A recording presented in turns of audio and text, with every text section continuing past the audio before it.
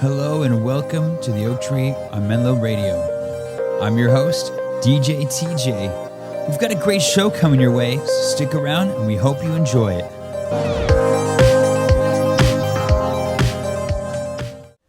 Good afternoon, all you listeners. Thank you so much for tuning in. This is our episode number 3 podcast, live at the Oak Tree on Menlo Radio with your host, DJ TJ. Here inside the studio, Fireside Lounge, we've got with us some of the members of Somerled, Santa Cruz County local band here in North California. We're with Mr. Austin and Seth Goodman, the brothers. Great to be here. Hey.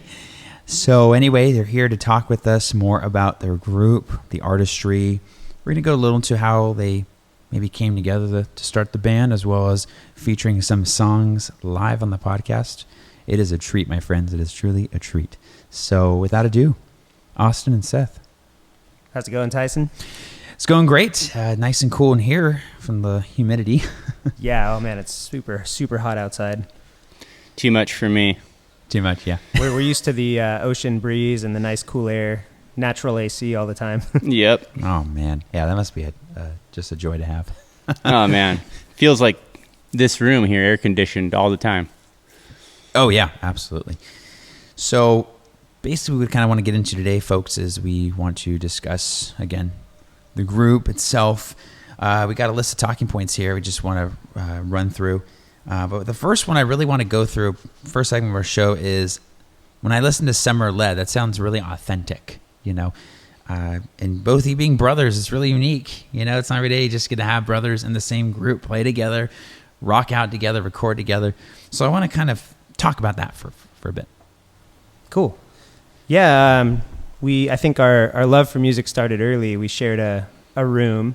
And as kids, you know, we didn't have a ton of rooms in our house, so being one of 4, we had to share rooms. So me and my brother had the same room, and our biggest thing is we would take the stereo and we'd try to catch songs we loved on the radio by pressing record, and we'd make mixtapes off the radio. Mm-hmm. And that was kind of a huge thing for us, and that's where our love of music kind of started. We always loved music, and plus our dad was a drummer, so that's where I kind of still is too. Still drums. He's an awesome drummer. But yeah, that's kind of where it started. We were around music, and we just kind of loved it.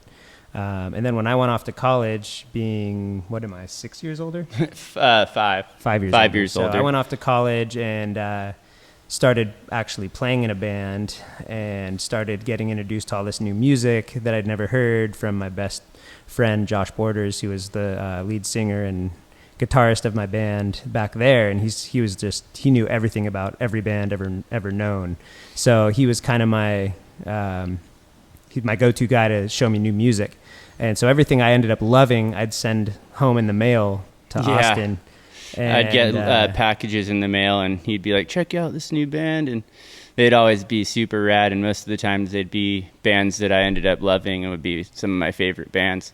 And that goes for even the early days. He would show me artists that were awesome, even back in middle school and stuff like that. That is really something. I mean, to be able to get that, you know, from another part of the country, that must have been the more, I guess, not the olden days, but, you know, before the whole fast digit tech stuff. It was the old days. Cool. Back in the day, man. And so eventually Seth, when you came back to college, from college, you guys started working right away, or did it take a while after that? Yeah, it did take a while. After college in Virginia, I ended up just working part-time and doing the band thing full-time with this band, Hot Like Cajun. And after a couple years, I was just kind of ready to move home and start my real life. Couldn't live that way forever. So moved back, and I basically just kind of thought music was in the past for me, other than just enjoying it, listening to it. So when I came home, I got a job teaching, and then eventually Austin started playing the guitar and goofing around, playing these different rhythms he'd have in his head, and it was like, wow, that's actually a really cool rhythm you're coming up with. Is really unique to me. It sounded super unique, and so we just kind of got together in my dad's drum room and was like, hey, play that again, and I'd jam to it, and that's how it all started. We just kind of started for fun. He'd play something, and I thought it was cool. And really, I mean, he just started playing guitar, so it was super weird to me that he was coming up with these cool rhythms after he just picked up a guitar for the first time. Well, before that, I played a little bass, and the drums, obviously. Okay. Being from a drummer's family, I learned some beats early on, and that kind of probably shaped some of my rhythm. Just knowing how to, hit on time and everything. And yeah, you kind of got a lot of the segments of what how a band sort of functions and formulates. Yeah. Pretty sweet deal. And so, who is the drummer? That's me. Seth. Yeah. Okay. Yeah. And the guitarist? I'm the acoustic rhythm guitar, and we have a lead guitar player. He does all the, like the cherry on top stuff. Really amazing guitar player, and we're really fortunate to have him in the group. He couldn't make it today, but he's here in spirit. Cool. Yeah, it's really interesting because he used to be Austin's guitar teacher. Yeah. So it's funny because I remember hearing stories where he'd go to his guitar practice and all of a sudden his guitar teacher was like, dude, that's pretty cool little rhythm, and then they'd start jamming and he'd be doing lead over the rhythms he'd be coming up with. So that's when I knew it was something kind of special, because not often does a really good guitar teacher tell the student after a short time, like, hey, play that riff. I want to jam to that, Yeah, let's sit down together and Yeah. duo it out. Yeah. So now he's our lead guitarist, and like Austin said, he's phenomenal. Yeah, he's been doing it for 20 plus years, being in bands, Santa Cruz Monterey area, and it's just really awesome to have him in the band. And he really clicks well with us and everything. And Seth and me always clicked off really well with our musical influences, same page and everything. And his drum rhythms and patterns he would do would always interlock with the rhythms I came up with on the acoustic guitar. So it was like this weird kind of like puzzle piece fitting together type feel. He'd play the drums and we'd kind of work out things, and they really just started as really rough sketches, and we liked the formats of them, but they never got their full structure until we kind of jumped into the studio. And we met the lead guitar player. I first saw him playing live, and I thought, wow, that guy's phenomenal, Devin Avey. And I said, I wish I could have a guitar player like that in our band. And I ended up taking lessons from him randomly, and we just really clicked, and he loved some of the songs that we had written, and he kind of was like, yeah, let's do this album. And it started off as an EP. Worked for a recording studio in Santa Cruz, Westside Santa Cruz, and that's where I met Andy Snyder. He was the sound engineer there, and they really hooked it up on the deal. They kind of almost for free basically recorded the EP. And Devin came in, wrote these parts, and they turned out really well. And we had our buddy who's not in the band anymore, Tim Cooper. He played the bass, and he laid it down in one night. Just kind of came up with the stuff. He was majored in bass, so he had a. Yeah, he basically came in. He was leaving for the East Coast the next day, and when he came into the studio, you could see Andy, the guy recording us, was like, so wait, how many times has he heard these songs? And I'm like, actually, he never played them yet. He didn't play them at once. You could see Andy's face drop, and I'm like, no, trust me, he's good. He can do it. And sure enough, by the end of the recording session, Andy was like, who's this guy? Like, where did he come from? How does he come in here and just lay down? Anyone that's recorded knows how difficult it is to just play a song on a recording and pretty much nail it. Never hear it. Well, especially with changes from never the heard it. verses and the bridges Right. too. That's even tougher. Well, plus he was writing the bass lines on the spot. Like he would just feel it out. So we sat in the outside the control room, and I played him some of the songs. He made up the stuff right there on the spot, and he's like, I think I'm gonna do this here and this here. I'm like, how? Yeah. How is it that you're so great? Yeah, it's just like, what is this? It was pretty awesome. So yeah, I know he's a good buddy of ours. But we've had we've had three bass players now, and we have Ryan Zash now, who does a great job. He just really is solid as could be. So Like to go to the second song? yeah, let's nail it. Okay. Next song from the album, Everybody.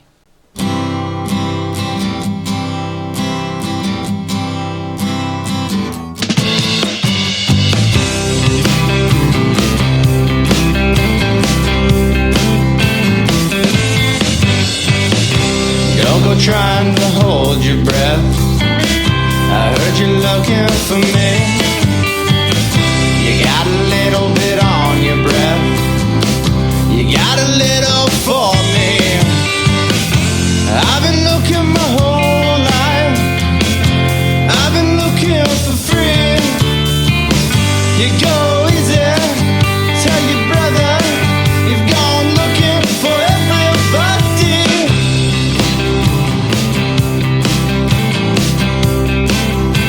Well, everybody.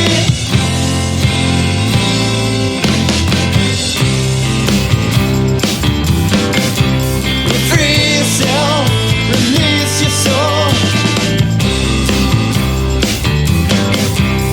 Be yourself, release it all. Free yourself, release your soul. Be yourself, release it all. It's what you want when you're wising up. It's what I wanted to say. You gotta know when to shake it up. It's what I wanted from me. I've been searching my whole life for what I wanted to be. It's not easy, can tell you, brother. You've gone looking for everybody.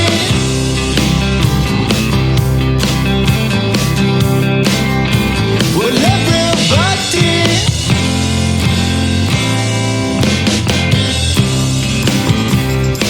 And free yourself, release your soul.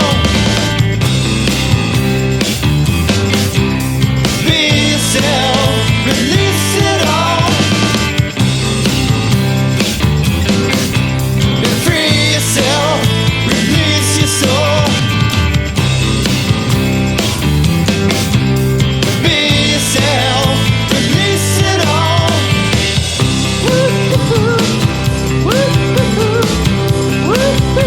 Well, everybody.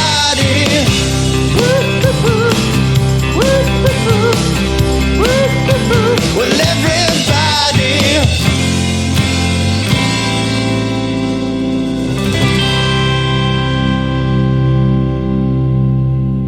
But very clean. Yeah, another great track, guys. Thank you. Thanks, man. Yeah, we've always liked that clean feel in music. I've always enjoyed, maybe being a product of the 90s era with a lot of the acoustic-driven rock that was big then. It definitely had a huge influence on me. After we recorded it, we realized it's got a nice CCR feel to it, kind of a homage to the old, bluesy rock days or whatever. I could drive on Route 66 and Yeah. listen. Little folky, Yeah.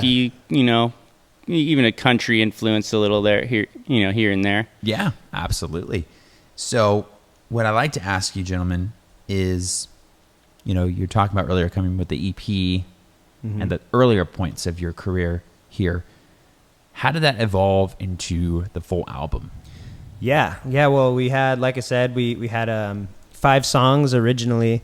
Only 4 made it to the EP because as you record, sometimes songs don't come out like you want. So we dropped one of them. Left one of them off. I just couldn't stand it. Yeah, it was actually Seth. He I was said like, that guitar. no, that's not going on there. He said one of the riffs was just too much. He said it needed a little more time, or to figure out what's going on. It just wasn't right at the time. But anyway, as we kept playing, we developed a bunch more songs. We got to play a couple shows here and there. Our brother-in-law works at NASA, and he plugged our name, and we got to play at the launch they had. It was a huge For the Lottie mission, lunar the atmosphere, something. I'm no scientist, but it's all in who you know. And our brother-in-law worked there, and he's like, "Let's do it." You're gonna play, and we're like, "Sweet." Do they have like a digital banner? It's like 3, 2, 1. Watch the rocket go off, and It was kind of surreal. I was like, what the heck? We've only played one time. We opened up for a local band once at the Crow's Nest. The Crow's Nest and, in Santa Cruz. That was it. And then all of a sudden we're playing at NASA, which it doesn't seem like a music venue to begin with. But Yeah. it was kind of interesting. It was fun. The crowd was digging it. They were definitely cheering. So that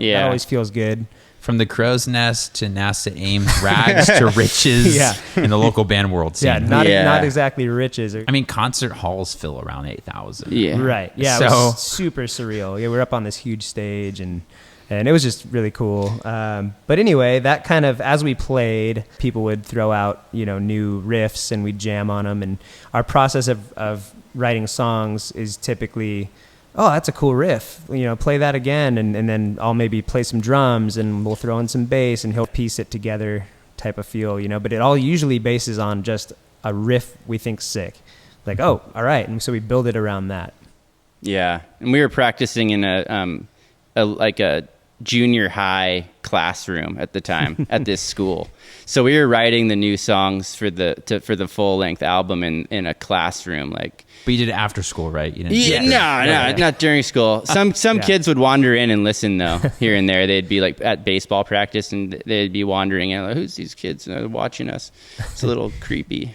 Well, at least they got a good taste of what the good sound is like, right? Yeah, heck yeah. It's good times. So anyway, that led us to just writing a bunch of new songs, and eventually we're like, man, we need to have a full length album. We have enough songs now, and that's what happened. That's the process. Andy would come out to our practices, and he'd record them with his World War III gear. Just World War II hasn't been a 3 yet.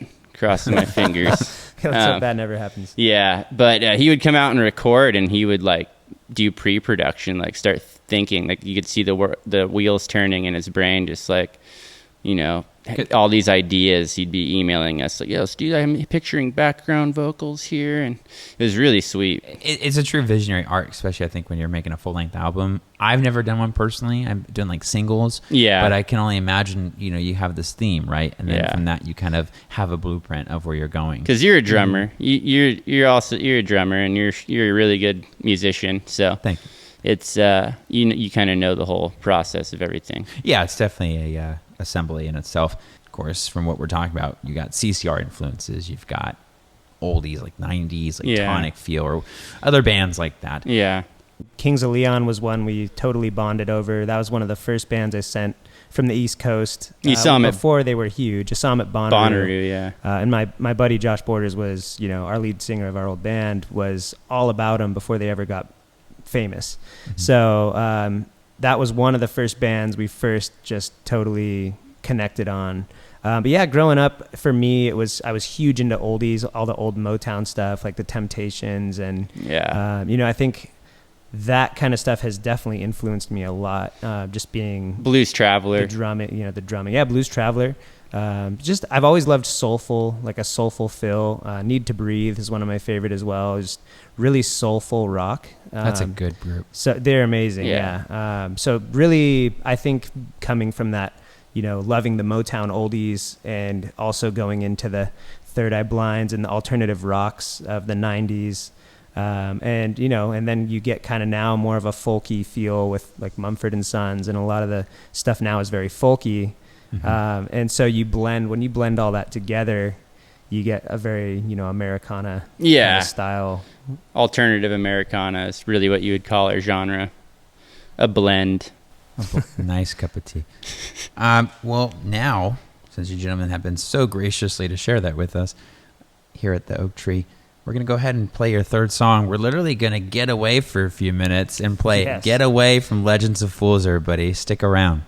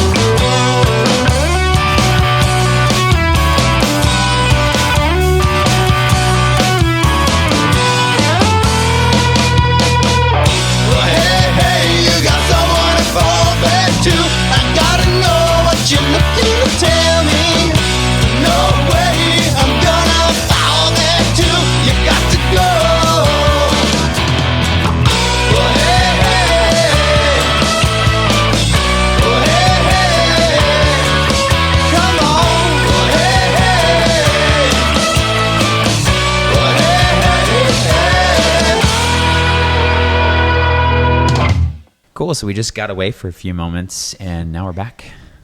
I was a little far away across the room. Got caught up with the timing there. Yes.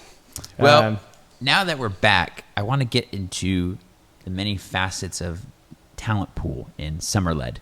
Now, Seth is a drummer, Austin plays guitar, but what other talents you guys got?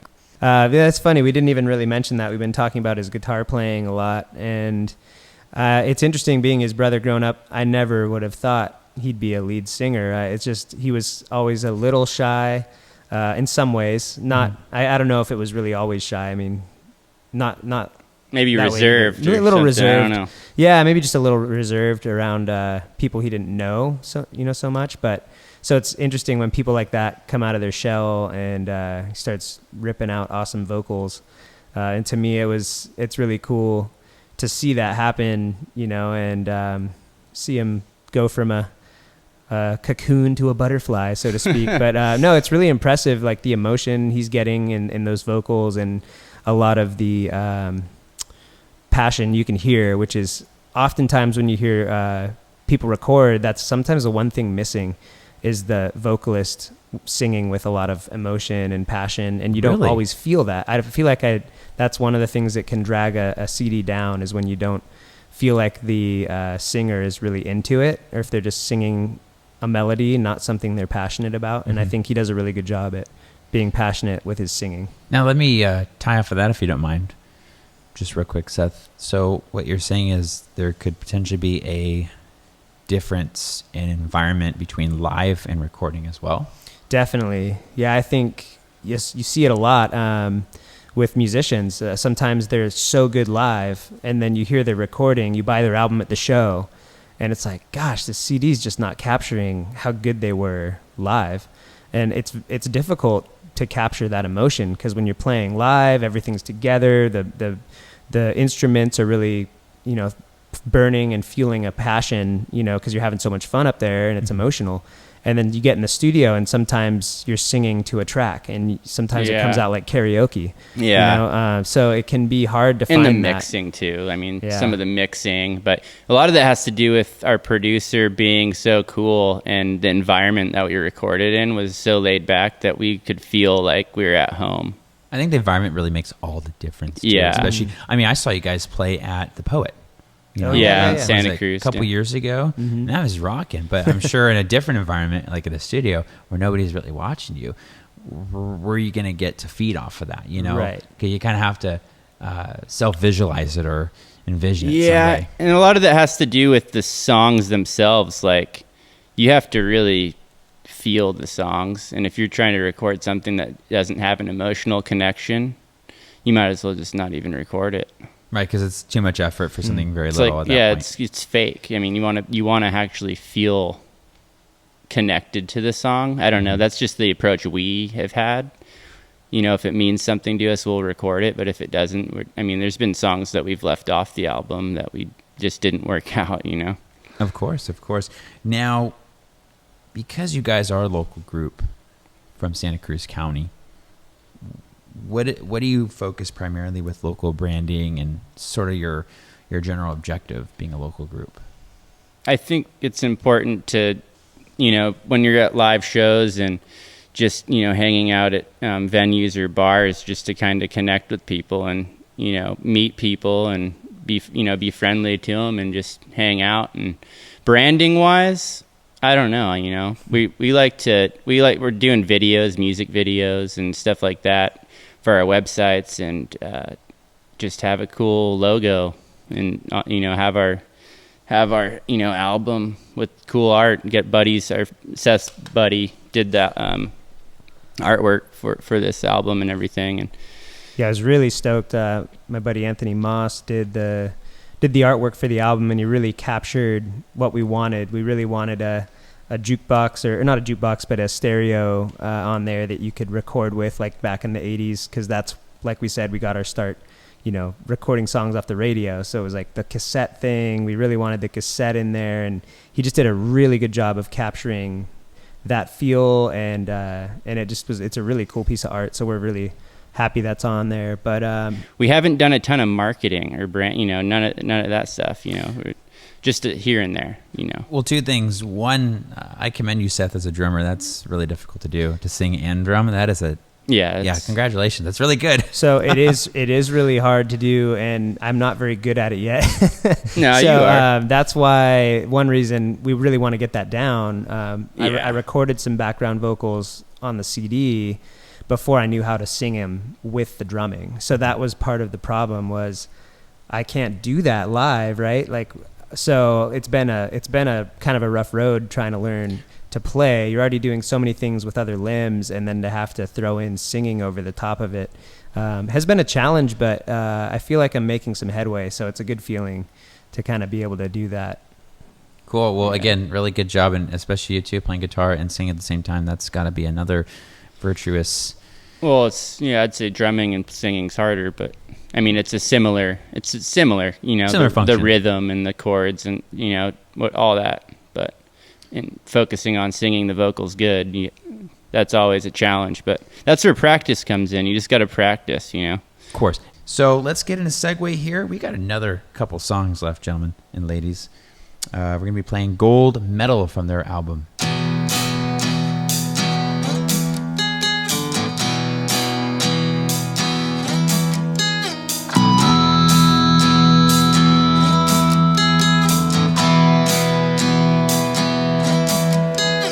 Kid that runs down, hold me down, I can't.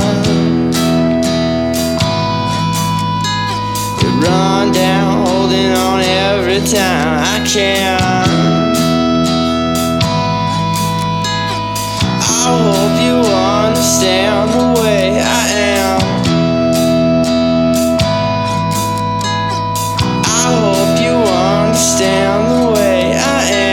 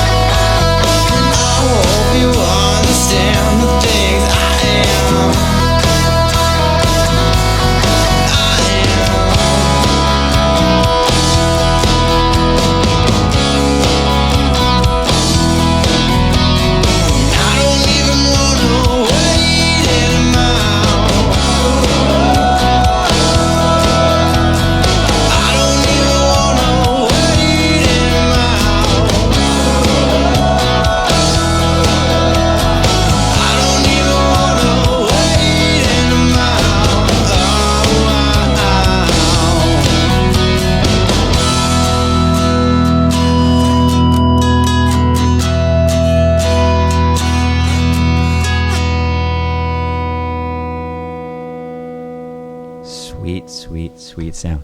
Yeah, we love that song. It's one of those that doesn't get old. It was on our EP too, and for me, I still enjoy listening to it, which I know from the past, sometimes when you make a CD and you listen to it a million times, it can get really old. You start to wonder, how can anyone listen to this stuff, you know? Like, so it's easy to do when you've heard something a million times, but I think it's progression, the harmoniousness of the writing in that song in particular, which makes it really uplifting and enriching to listen over and over again, I think. Nice. Yeah, thank you. You're welcome. So anything in specific about that song that you want to maybe discuss, or just kind of want to go to the next segment? It's about not wanting to wait anymore for, like, you know, your burrito in the microwave to cook, or no, not really. Not really. I mean, it's open to, and, you know, it's kind of like how it makes you feel. I don't know. I don't want to just say it's about anything, but anything specific and be like, this is what it must be. And that's fine too. That's fine too. I would say that's probably been our most successful song as far as I mean, didn't you get it on like a European playlist? Yeah, it was on Emerge Media for a little bit in Europe, and they play it in local stores, and stuff like that. Because it's not like the mainstream; they don't have to shovel out all the money, but they still pay you decently. I mean, it just goes right to your PayPal account. Oh, countries like Spain and Germany, man, they love American music. They'll treat you like royalty. It's like the best market for music if you're like an independent artist or something. I mean, Europe is the place to go. They seem to like music that I like. It's weird. It's like if a band's coming out from Britain or from Europe somewhere, it seems like I usually tend to like it more often than not. They just seem to have a good taste in music over there. But yeah, we're getting rich off that song playing in stores. I think we've made like $35 in 2 years or something. So okay, we're trying not to spend it all in one place. Absolutely. Well, it's probably for a Somerled fund, right? There you go. Yeah. That is awesome. So anything outside interests, hobbies, passions you both have outside of this group? Yeah, definitely for me, it's always been sports and baseball in particular. I played in college a little bit, walked on at Liberty University, and after a year I realized it was just kind of time to move on from that. My dream of going pro wasn't going to really happen, and I was just spending so much time doing baseball that I had no time for friends, I had no time for anything else, and it's funny, when I moved on from that, I instantly got invited to play drums for a ministry team over there that would travel around and play. Really cool. Yeah, and so, and I didn't know how to play drums at the time. I knew one beat that my dad had showed me, and my buddy knew like I could hold a beat, so at least I could keep time, and I guess in the end that's like your primary function as a drummer. So I learned completely on the job. I mean, it was pretty fun. And then my other friend loved to jam too, so we jam on the dorms, and that helped me grow a lot as a drummer, was jamming with him and just having the total freedom to hear a riff that he'd come up with and go, and let that inspire what I was playing. And it was different than practice for this team because it was more specific. And the freeform jam was so fun because you could kind of listen to everything and let it build, let it die. And it's really helped me play on the fly. It's really helped me to pick up little subtle things in music and kind of start to move that way or pull back from it. So it was really fun to freeform jam, and really just kind of get into it that way. That is really cool. Yeah, probably after like final exams, like, hey guys, I have a post-final jam session in my dorm. Yeah, in my dorm. Definitely. But now I teach and I coach baseball at the high school level. So it's still a big part of my life, and music's very much a hobby and a fun one. So you got to have both. You do. Thank you for sharing, Seth. And Austin, how about you? Any passions, hobbies, interests outside? Yeah, I do filmmaking. That's huge. I love that.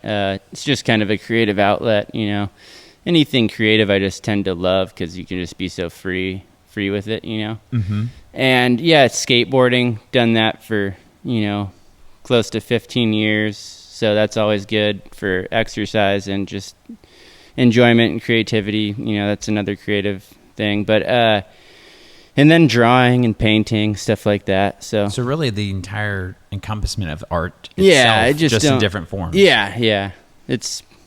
I don't know. I'm not one of those people I'm not a mathematician, or, I'm not never did good in math, or, that I don't like school, but it has its place. Yeah, everyone takes a different road. That's totally acceptable. It has its place. I'm not saying school is bad or anything. I'm just saying everybody has their own. I kept music and studied business, just graduated from Menlo, I keep music as a side hobby, but it's always fun to do.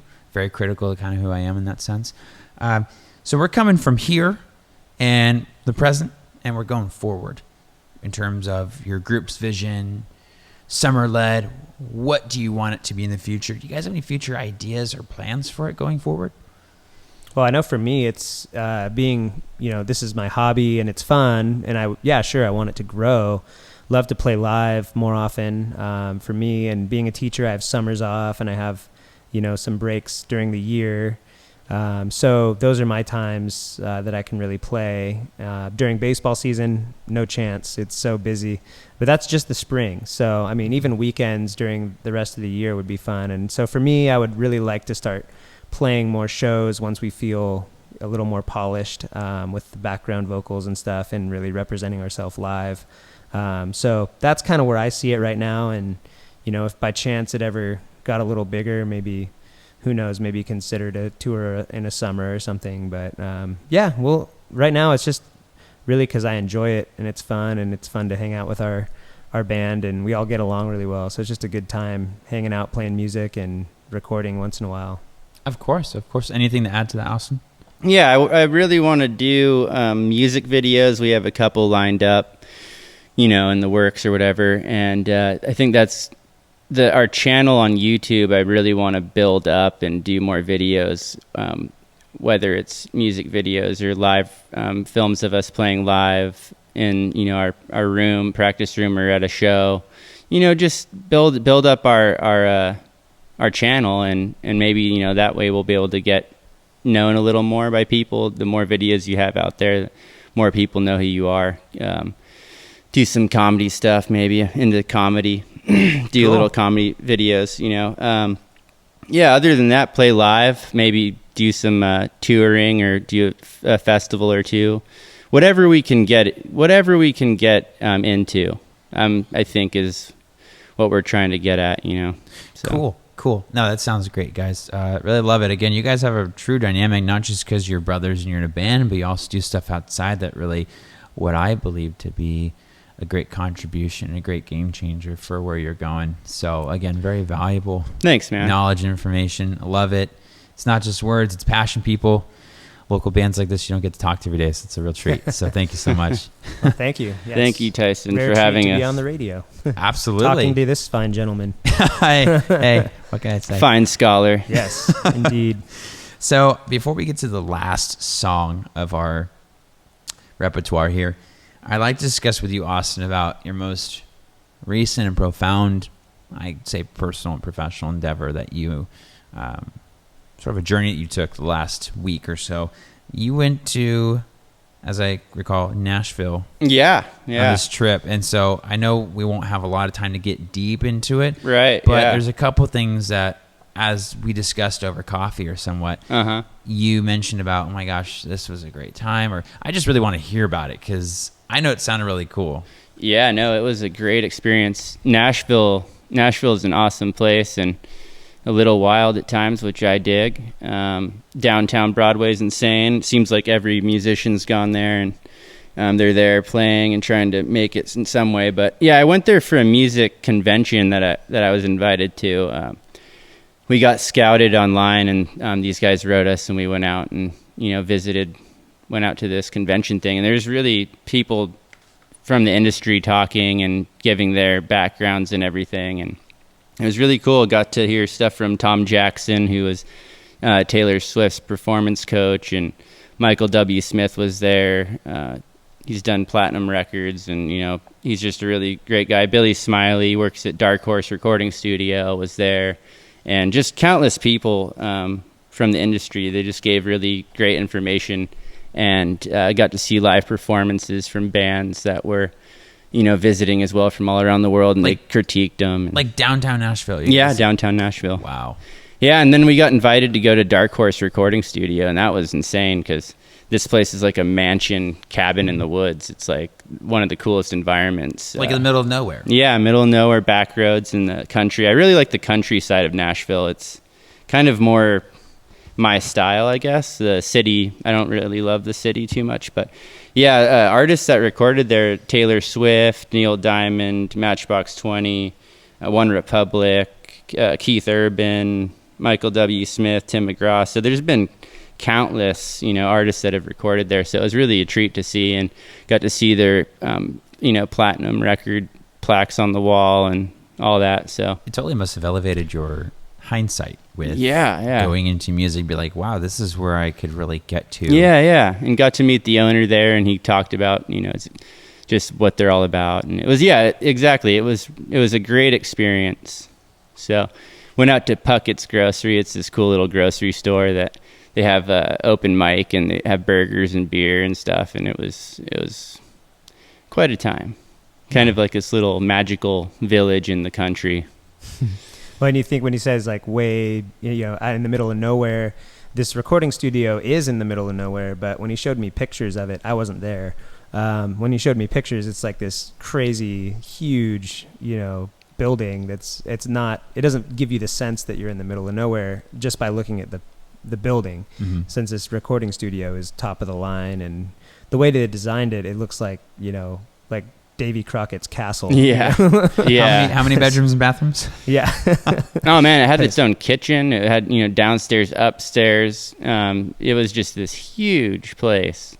Countless rooms. But still kind of in that old, style. Cabin feel. Fire pit. Giant, yeah. Fireplace outside. And it was really homey feeling, That is, wow. I mean, honestly, I've never been anywhere like that, but it must have been a great honor to be a part of that, to meet people it's not every day, honestly, a local musician, a local band artist gets to have that opportunity. So I'm glad you guys as a group did, even though not everybody went.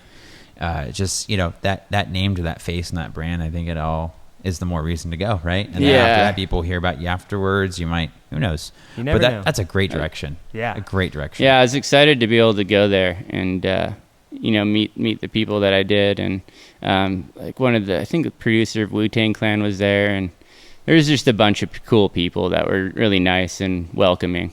Hey guys, I went to Nashville. How was it? Yeah, we saw Wu-Tang Clan over there. That's not what I usually think of Nashville, but hey. Yeah, I know. It's cool. It's like if in the Canary Islands or something. Oh yeah, I just got a hot dog, and all of a sudden I saw Snoop Dogg over. Yeah, that's cool. It's funny because there's just everybody's over there. It's true. Music mecca. Yeah, it's awesome. Well, we talk about we're not going to get into it, but we talk about music mecca. It's like New York and L.A. LA obviously is the king capital of the world. It's always been, always will. But I think Nashville is sort of, in my opinion, in recent years, have kind of stolen the show in a lot of ways. That, this town called Nashville, it's not just barbecue and blues and B.B. King. It's country, pop, rock, Yeah. And you're mentioned untouched to some of those things where, it is classic rock. It is this. And you go to the meet everybody like Wu-Tang Clan, like, oh my gosh, it's becoming a mecca. Okay. Mm-hmm. Yep. I mean, I don't know how quick it got there, but I know it's been there. So it's kind of neat to hear. It's really morphed from just mainly country, like you said, blues and country, and now with country going the way it is, being almost more rock, it's like pop, pop country. Country now. It's very, very pop rocky.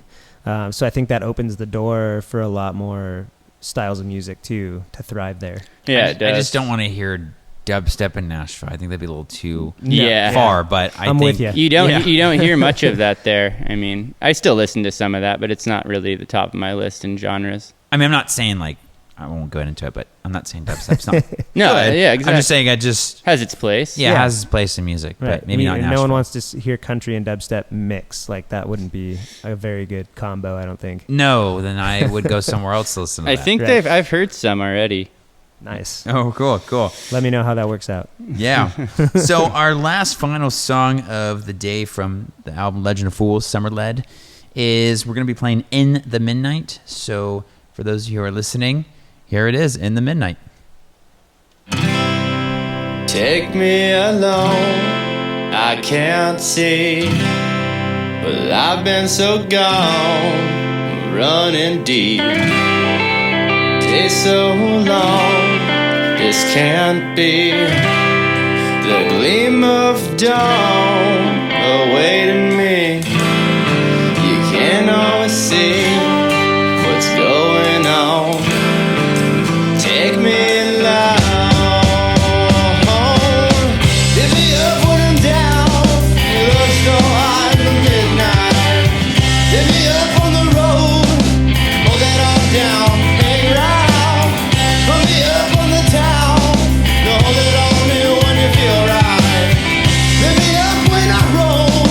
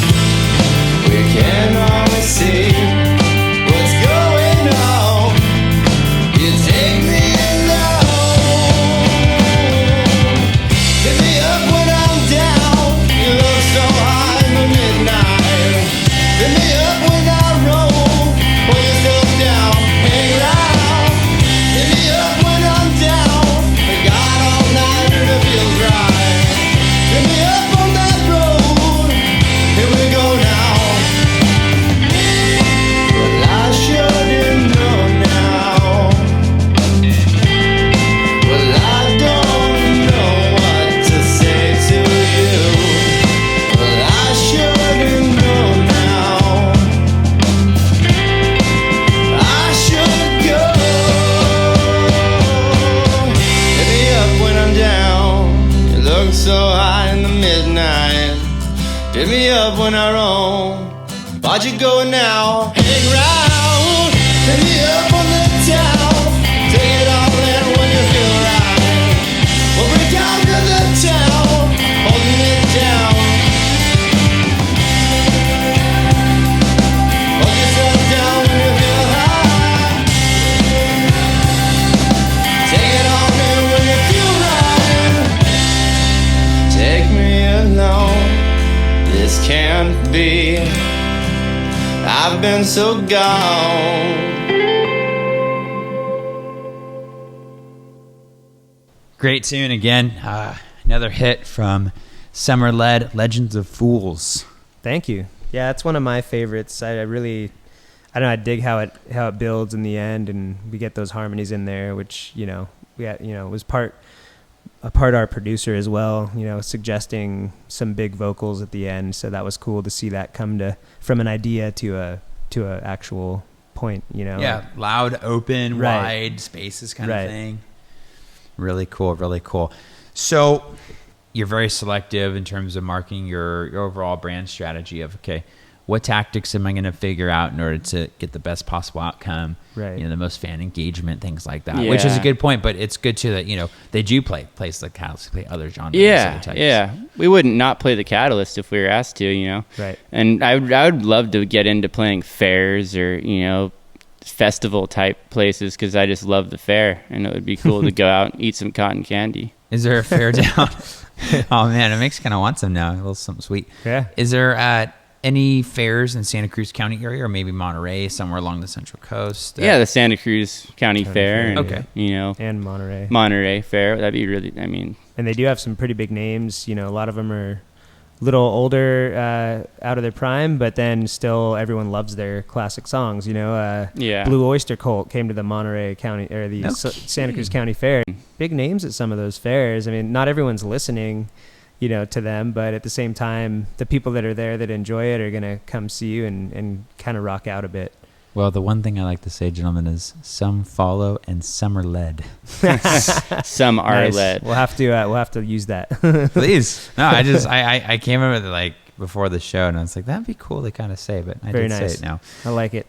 Any last words, Seth, for you, and shout outs, anything for you guys? Man, just I'm really hoping that the music scene in Monterey and Salinas in our area just can really grow, because I know for me it was a big thing back east. Like, everyone loved to go to live shows and local bands, and right now I feel like we lack that a little bit in our area, and maybe just in general in the US there's a real lack of people supporting local bands and wanting to hear original stuff. Everyone wants to hear covers, and covers are great, but I love hearing an original song. I love going out and hearing a local band, and I think we need to empower local bands to bring their original stuff forward and not be afraid to play something other than a cover, and I really wish people's ears were more open to something they hadn't heard. And so I think hopefully that we need more local bands pumping out good music that can start spreading, and that's what it's going to take, I think, to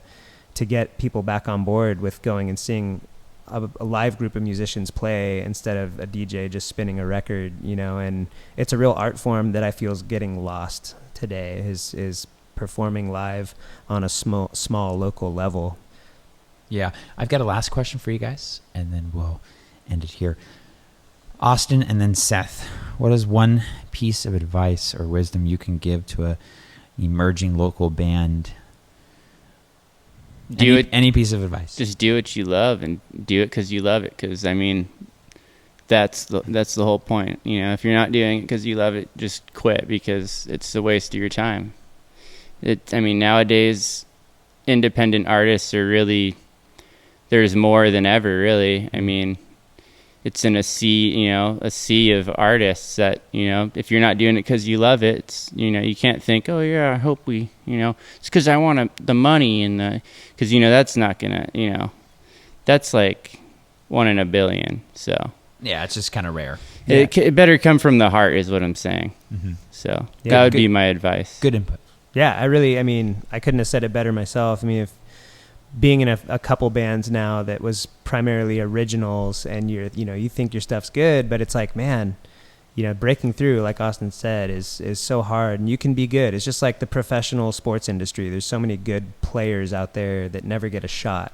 And you kind of got to be good and lucky, And so if you're not doing it because you love it, one, the stuff you pump out's not going to be very good. And two, you're not going to enjoy the process. And so I think that's the huge part, is just make sure you really enjoy playing music, and it comes from the heart, like you said. And that's when good stuff comes out. And whether you get big or famous or make money from it is one thing that you can't control. You can't control if your stuff gets popular and you make money. That's really out of your control. Yeah, it's the market demand. Yeah, and I say you got to go out and have fun with it and make what's coming out from your heart. And that's really what ends up catching on. Some people will catch on with that because they connect to it. You can't control a tornado, of course, which is the music industry. But you can control your distance from a tornado.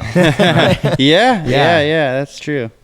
Thankfully, we don't get them here in California. Yes. Yeah, I'll take an earthquake any day. Yeah, it's serious. Well, ladies and gentlemen, it's been an honor and privilege to be here with you today and witnessing with you via audio with Austin and Seth Goodman from Somerled. Gentlemen, thank you so much for your time. Truly invaluable, and I really do appreciate it, as well as we all do. Yeah, thanks for having us. This has been fun. Thanks so much, man. This is a really great experience. So again, check out the album, Somerled, Legend of Fools. You're going to want to grab a copy. So thank you so much. Stay tuned. Next weekend, we will not be airing an episode, but the following weekend we will on Menlo College, all right? Well, thank you so much, and we'll see you then.